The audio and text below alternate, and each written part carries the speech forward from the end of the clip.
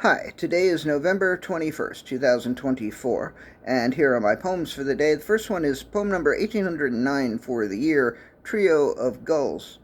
A trio of gulls were just hanging out by Pier 11. Looked like they were waiting for something or someone, or maybe trying to figure out what their next move was. I wonder how hard it is for gulls to figure out their next move. Are the possibilities endless or extremely limited? Poem number 1810, Haiku Are Easy, Part 3. Goldilocks, Three Bears. Fairy Tales, Pornography. Debbie Does Dallas.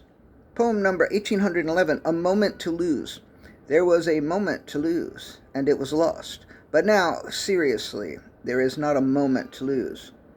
Poem number 1812, Haiku Are Easy, Part 5. Linoleum floor. Put a brick wall in your socks. Eat a cup of tea. And the last poem of the day, poem number 1813, Good Enough.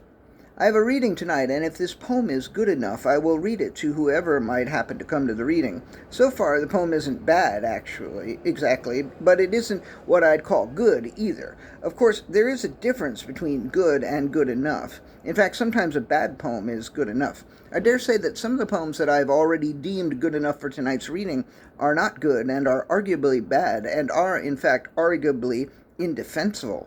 I'm not going to make the argument that they are bad, but an argument could be made. In fact, if someone in the audience tonight were to come up to me after the reading and say, most of the poems you just read were not bad, but poem number 1806 was, I would not argue with them. I would not defend number 1806. It is arguably indefensible.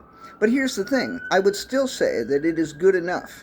And if anyone were to argue that it or any of the other poems that I decided were good enough were not actually good enough, I would have that argument, and I accept that I might lose that argument. If the reading tonight goes badly enough, I might decide that not only were some or all of the poems I read not good enough, I might decide that I am not good enough. I might decide to retire from poetry altogether. I seriously doubt that it will go that badly, which means that most likely I will end the reading believing that the poems I chose were good enough and that I am good enough, even if they weren't, and even if I'm not. All right, that's it. Thank you. I appreciate you.